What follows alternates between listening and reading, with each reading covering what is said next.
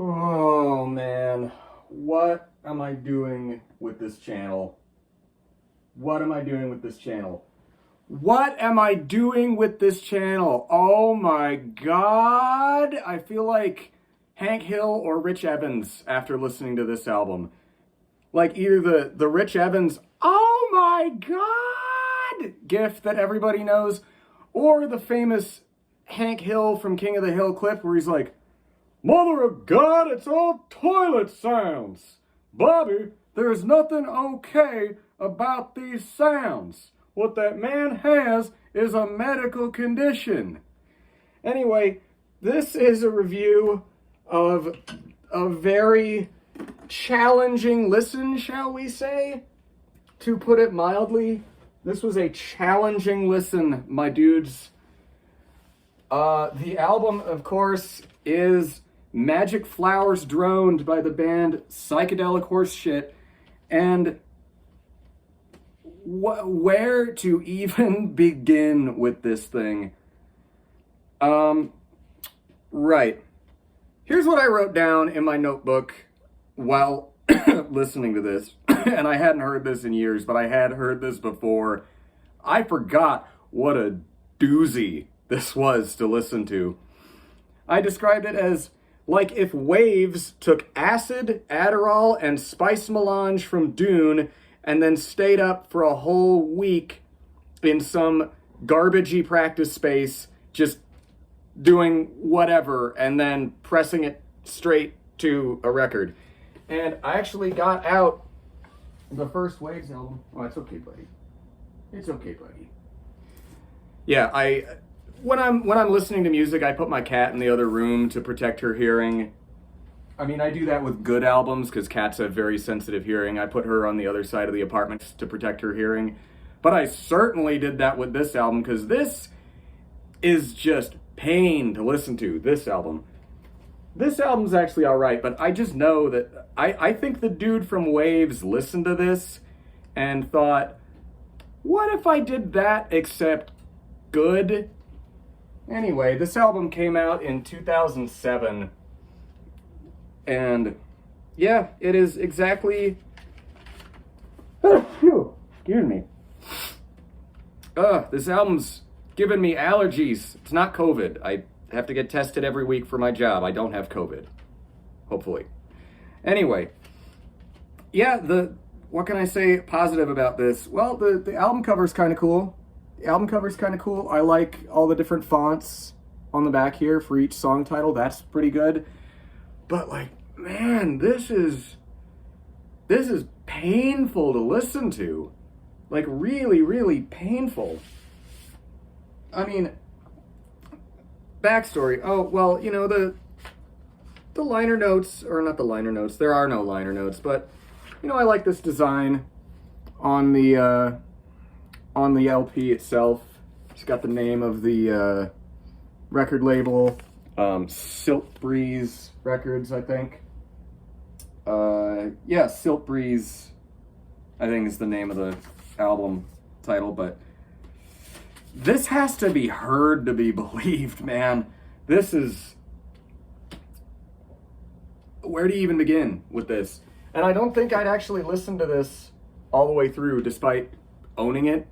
So, backstory here. In my early 20s, I worked at 2 different record stores. And one of the record stores was Toxic Ranch. And Toxic Ranch Records was a kind of punk rock and metal and indie-centric record store. And it was within a block of like 5 different bars. And once in a while, like every couple of months, I worked there for like a year and a half. Once every couple of months, some very belligerent, rude, drunk person would come in there like 10 minutes before I was supposed to close up the store.